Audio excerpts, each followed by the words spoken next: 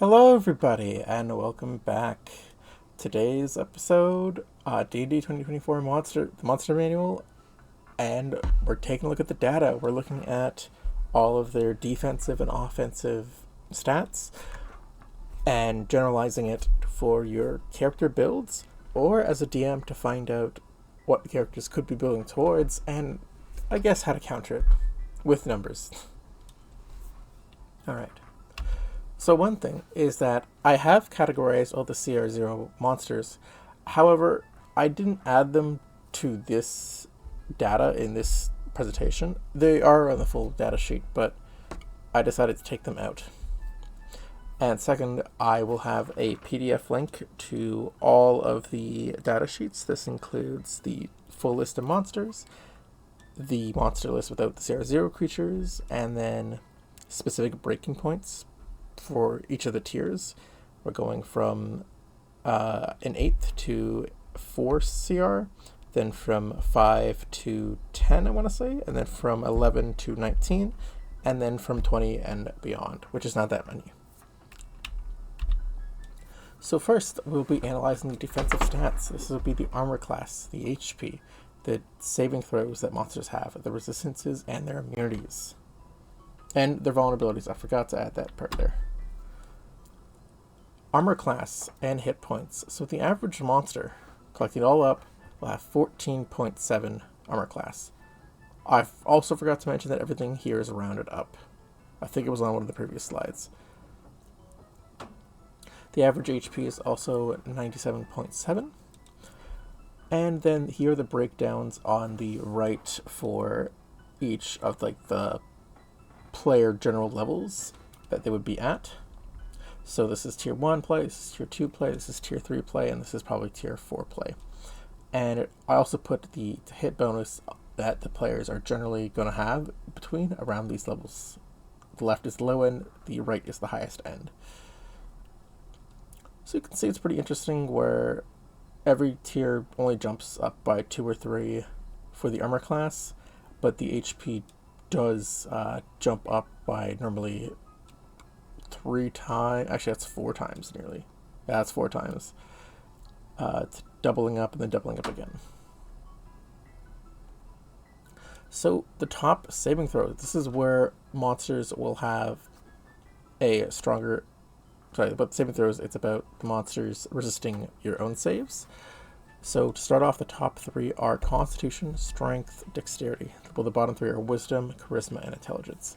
And I'm going to put a focus on the Charisma and Intelligence there, which are far off and a lot weaker than the Constitution and Strength. And this gap even continues throughout all the CRs.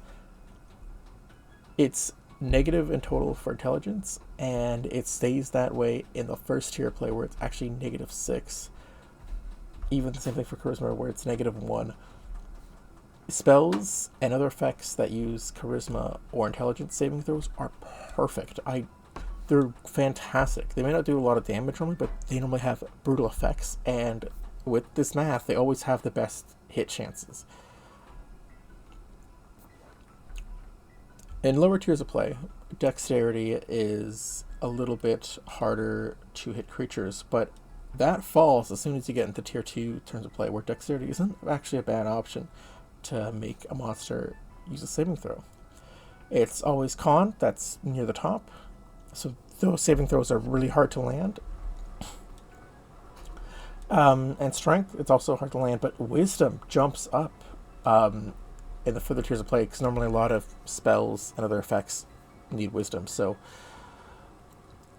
you want to be careful when you're using Con, Wisdom, and Strength saving throws for the most part, and then Dex in the early game. That's why it's so high here on the board, but I think you're going to have more of a problem with landing the Wisdom saving throws over the Dex saving throws. But yeah, take Charisma, Intelligence, spells, abilities. You have a higher chance to hit with them. It's fantastic. And normally you know which monsters do have the high intelligence that you can swap to something else. And then I also put the player saves here just to indicate pretty much you can calculate the hit rate yourself. Alright, resistance. This is not as important as the immunities, but we're going to cover it first. So the top resistances are cold at 13.9%, fire at 9.6%, and lightning at 7.9%. So the 3 elemental types, the main ones, there's some monsters that have resistance to it. However, the bottom ones are Psychic at 2.5, Radiant at 2.3, and Force at 0. Nothing resists Force. Now, Poison is also here at 1.4, but those of you who have played D&D know why I've singled Poison out and not really added it to this list. So I've taken out Force and I've taken out Poison for the top 3 per the CRs. So in the early game, there's a lot of cold resistance, there's bludgeoning resistance, and fire. That never really changes for cold and fire. They're always in the top 2, top 3 down here. Bludgeoning, piercing are only really in the early game, and then they come back in the end game. But by then, you will probably be doing force damage with your magical weapons, so that probably doesn't matter a whole lot. But there is some good things about fire, and that is normally to take away the regeneration ability for some monsters, and some monsters just have a fear of fire, so it's not a bad type in that way. Colds, these are pretty big resistances, and it's going to be kind of hard to use that damage type. I'm surprised that lightning is also that high, but yeah, it ends up being quite a resisted type. So with Psychic and Radiant, this ends up not being so the case. It's always pretty low at the ground here, except for at the end where there are some of the big bad boss monsters that are pretty resistant to Psychic. But for the most part, it's a good solid damage type, and the same thing with Radiant. They're good solid damage types. You're always going to have your attacks go through 1-1. And now the immunities is way more important, and this is why Poison was set off the list there, and that is because it is 24.1% resisted by the monsters. No damage whatsoever. Fire is also now up there, which is kind of bad, and necrotic. But there's a big jump between the poison and the fire and the necrotic type. The least resisted is Thunder at 0.8, Radiant at 0.6, and at 0% forcing, piercing, and bludgeoning. That's kind of a lie. There are 2 monsters in the monster manual in the CR 1/8-1/4 that are actually immune to slashing damage, but they're just 2 monsters, and you'll know if you play D&D, you know which ones those 2 are. It's fine. We're just gonna say it's 0. So taking those 2 categories out, we're gonna look at what's the most persistent. Poison stays flat on top, and it gets even worse as you go through the levels. Fire, same thing happens with fire. It gets even more resisted. And necrotic stays here. There's a lot of low-level undead, which is what you're gonna have the most immunities to necrotic, but it kind of phases out. So as long as you're not facing hordes of undead, necrotic's fine. Cold jumps up a bit here. Psychic jumps up here in the higher tiers, which kind of gets rid of my statement from earlier, but I think you're still going to have a better time with Psychic than a lot of other damage types. And then Lightning and Acid make a final jump at the end here for some reason. As for the least resisted, Thunder, pretty consistent all around, always being the lowest spot, so it's a great damage type, and there's not a lot of spells that deal thunder damage. Same thing with Radiant. It's constantly low, and it only ever gets to 9.5 on the high end, which I think it's like 2 monsters in this rank, so it's fine. And Acid kind of swaps back and forth. Yeah, Acid swaps back and forth, so it's an okay damage type. But I don't think there's a lot of good Acid spells. And finally, the condition immunities. So with blindness, it's not a pure immunity. It's more creatures that can see through other means. So sometimes them would be a blind immune, but other times they could have tremor sense. They could have not true sight. True sight doesn't allow this. What is the thing that allows it? The thing that allows it is blind sight. There we go. That's what I was thinking of. Blind sight. So these are ways around blindness. It's not technically blind immunity, but you could treat it as blind immunity. The next one is poisoned. That's kind of obvious. I'm pretty sure it's the same number as the poison from earlier, isn't it? Yeah, it is. So all creatures that are immune to poison are immune to poison condition. Shocker. And the charmed. That's a pretty common resisted type. The bottom three resisted conditions. The bottom three conditions are actually stunned at 5%, unconscious at 4.4%, and there is a single monster that is immune to being incapacitated. I don't know why, but it's the only monster that is. Now, 27.9% of the monsters can actually see through invisibility using true sight, blind sight, or tremor sense. So other than the incapacitated condition, the top immunities are poisoned, pretty consistent, blinded, also pretty consistent, and charmed. These three are normally the top. There's actually a bit of an increase in frightened resistance. That is like a fourth up sometimes for the most part. You could see the total stat sheet for that. And then again, the bottom three were unconscious, stunned, and deafened end up being the bottom. And there's a weird portion here where prone immunity comes in a little bit late too for all the floating and levitating creatures. That's defeated. That's supposed to be deafened. I'm sorry. Alright, vulnerabilities. There's not many in this game. I don't really think it's easy to capitalize on. Bludgeoning's the biggest one you'll find, then fire, then cold, then radiant, and then psychic, thunder, and piercing, and then everything else doesn't have any vulnerabilities. I think it's going to be hard to capitalize on. Alright, now we're looking at the offensive stats. This is saving throws that you have to make as a player, the damage types that are being sent your way, and the conditions that are being applied to you. So if you're building a character, this is what you're looking out for to defend yourself against the monsters. Alright, so the top three saving throw attacks are going to come from your constitution, your wisdom, or your dexterity. The bottom three are going to be from your strength, your charisma, or your intelligence. And this is a far cry when 24.3% of monsters are attacking your con, 22.9% are attacking your wisdom, and 22% are attacking your dexterity. While on the bottom, there is 9.8% attacking your strength, and 3.1% attacking your charisma, and only 1.9% attacking your intelligence.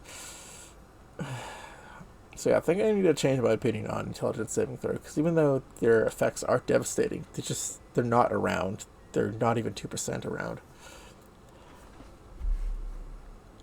So, no surprise, the top three stay in the top three.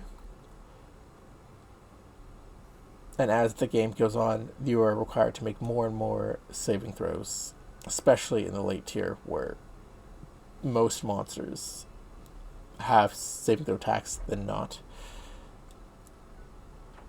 Strength even increases. Charisma also increases. Intelligence is the one that kind of struggles, where it pops off in the mid game in tier 2 and then it goes back down. It's not even in the final.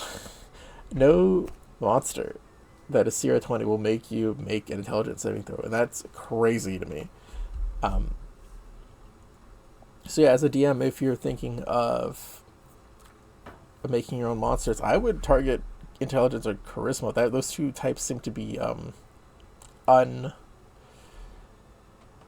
unutilized by a lot, even strength. Now that they got rid of a lot of the strength save for bigger monsters to cause you to be prone as well. So the damage types. No surprise, the most common damage types are going to be coming from piercing at 46.2, slashing at 38.3, and bludgeoning at 27.7. So taking those guys out, we'll go over with the CRs. But the bottom damage types that are coming your way are Radiant and Lightning at 6.4, Cold at 5.8, and Thunder at 0.0. No, at 4%. So taking piercing, bludgeoning, slashing damage out, the top and bottom three are poison is coming your way for the most part in the early game at 12.9% and 15.7%. However, it falls off at the end. Psychic is actually such a popular type that it stays in the top for the first 3 tiers of play, and then it drops off at the very end. But it's a good damage type to try and pick up on resistance to. It's always there, which is really interesting. Necrotic stays in at the first place, then it goes to about a medium rank, and then it comes back in tier 3 with a big swing. Fire is pretty consistent in the top too, after the first tier play. But yeah, you don't really need cold, lightning, or radiant resistance. Even acid, they're always kind of struggling at. Yeah, they're always really struggling. I mean, acid does make a jump at the very end, but it's not that big to go after resistance to collect it.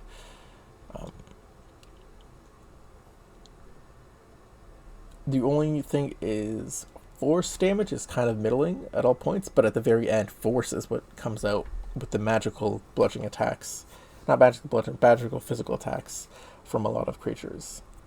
So yeah, but it's hard to get like a ring of force resistance. I think it's the only way to actually get force resistance.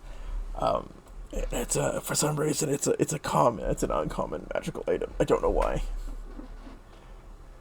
Alright, and finally, the conditions that monsters can apply towards you. So you're going to be attacked with a lot of prone conditions at 17.7%, grappled at 11%, and restrained at 10.8 restraint. The bottom conditions that will be applied to you are going to be deafened at 1.7, petrified at 1.2, and exhaustion at 1.1. Now, the thing with exhaustion is that there are creatures that can suffocate you to start giving you levels of exhaustion. However, that takes 30 seconds. And the thing is, 30 seconds is 5 turns in game before you would get that point of exhaustion. I just felt like it was too rare to happen that you start gaining exhaustion off of suffocation. I think that's not going to happen during combat. And then 6.2% of monsters can turn invisible, so that's kind of interesting. So, Incapacitated also has 0. Oh, shoot, so that should have gone there. But Incapacitated also has 0 times that it's applied. So, not including Incapacitated.